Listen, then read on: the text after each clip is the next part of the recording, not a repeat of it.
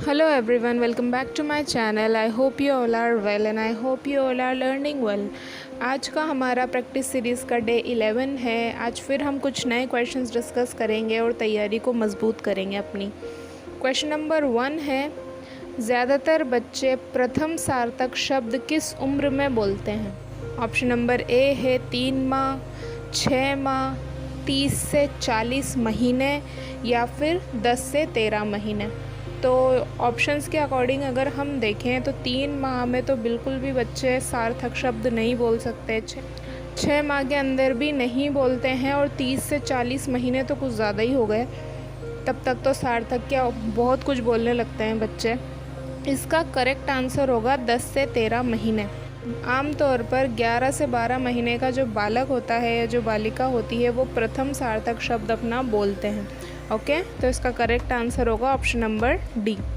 बात करते हैं क्वेश्चन नंबर 2 की। क्वेश्चन नंबर 2 है, वह परीक्षण जो किसी व्यक्ति के प्रेरकों तथा व्यक्तित्व के बारे में जानकारी इस आधार पर देते हैं कि वह अस्पष्ट उद्दीपकों में क्या प्रत्यक्षीकरण करता है, कहे जाते हैं।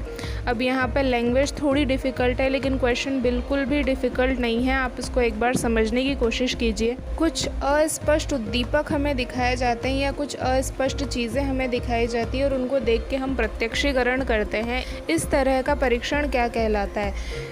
तो इस तरह का परीक्षण कहलाता है प्रक्षेपी परीक्षण। आपने देखा होगा कई सारे प्रोजेक्ट मेथड्स ऐसे होते हैं जिसमें हमें अस्पष्ट चीज़ें दिखाई जाती हैं जो पूरी तरीके से या तो कंप्लीट नहीं होती हैं या क्लियर नहीं होती हैं, और फिर उनको देख के हमें इमेजिन करनी होती है चीज़ें या उनको पूरा करना होता है।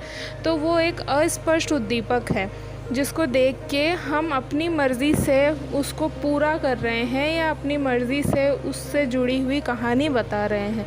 तो ये किस तरीके का परीक्षण होता है? ये होता है प्रक्षेपी परीक्षण। कई तरीके के प्रक्षेपी परीक्षण है या प्रोजेक्ट मेथड्स है जो इंसानों के अचेतन मन का अध्ययन करने के लिए इस्तेमाल किए जाते हैं। ओके, क्वेश्चन नंबर 3 है, राजेश अतिलोलुप पाठक है। वह अपने कोर्स की पुस्तकें पढ़ने के अतिरिक्त प्राय पुस्तकालय जाता है और भिन्न भिन्न प्रकरणों पर पुस्तकें पढ़ता है। इतना ही नहीं, राजेश भोजन अवकाश में अपने प्रयोजन कार्य करता है। उसे डैश के रूप में बेहतर वर्गीकृत किया जा सकता है।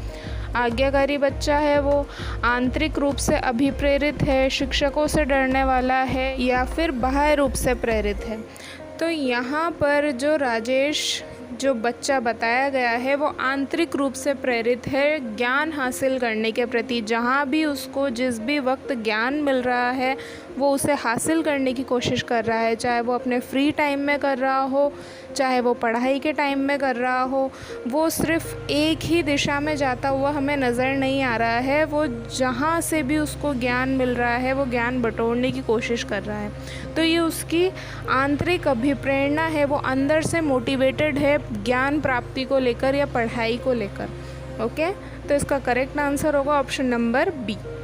नेक्स्ट क्वेश्चन है, आउट ऑफ द बॉक्स सोचना संबंधित है सृजनात्मकता से, अनुबंधन से, अधिगम अक्षमता से या संतुलन से। तो इसका करेक्ट आंसर होगा option number A. Out of the box thinking या आउट ऑफ द बॉक्स सोचना सृजनात्मकता से संबंधित है, जहाँ पर हम कोई मौलिक विचार अपना प्रस्तुत करते हैं, कोई ओरिजिनल आइडिया हम प्रस्तुत करते हैं, उसी चीज़ को हम सृजनात्मकता कहते हैं। जहाँ पर किसी की कॉपी ना की गई हो, अपना ही कुछ नया आइडिया, अपना ही कुछ नया विचार सामने प्रस्तुत किया गया हो, out of the box thinking वहाँ पे की गई हो किसी भी चीज़ को लेके। जैसे कि पेंटर्स होते हैं, पेंटर्स जब पेंटिंग करते हैं तो वो किसी की कॉपी नहीं करते, वो अपना ही कोई थॉट प्रोसेस उनका होता है, अपना ही कुछ उनके विचार चलते हुए रहते हैं अपने मन में और वो नई चीज़ क्रिएट कर देते हैं, नई चीज़ की रचना कर देते हैं वो, इसलिए वो सृजनात्मक कहलाते हैं। कुछ out of the box create कर देते हैं जो पहले कभी किसी ने नहीं किया। ओके, तो इसका करेक्ट आंसर है ऑप्शन नंबर ए। आज का लास्ट क्वेश्चन है, हार्वर्ड गार्डनर के बहुबुद्धि सिद्धांत के अनुसार तार्किक गणितीय बुद्धि वाले एक व्यक्ति की क्या विशेषता हो सकती है? अब कोई व्यक्ति है जिसमें तार्किक गणितीय बुद्धि है, उसकी क्या विशेषता हो सकती है? जो नीचे ऑप्शंस दिए गए हैं उनमें से। पैटर्न को खोजने की एवं तर्क की लंबी श्रृंखला को हल करने की क्षमता और संवेदनशीलता। ध्वनि, ताल तथा शब्दों के अर्थ के प्रति संवेदनशीलता। ऑप्शन नंबर सी है दृश्य स्थानिक परिवेश को सटीक रूप से ग्रहण करने की योग्यता। ऑप्शन नंबर डी है संगीत में अभिव्यक्तियों के आवाज़ व स्तर को समझने की योग्यता। तो यहाँ पर तार्किक गणितीय बुद्धि तो हमें ऑप्शन नंबर ए वाले व्यक्ति में ही नज़र आ रही है, जिसमें तर्क करने की क्षमता है, लंबी श्रृंखलाएं हल करने की क्षमता है, उसमें पैटर्न्स को खोजने की क्षमता है। तो गणितीय बुद्धि तो यही नज़र आ रही है। ओके, तो इसका करेक्ट आंसर होगा ऑप्शन नंबर ए। तो ये थे आज के क्वेश्चंस, ये थी आज की वीडियो। आई होप कि आपको पसंद आई होगी। If you liked my video please like, share and subscribe. Thank you.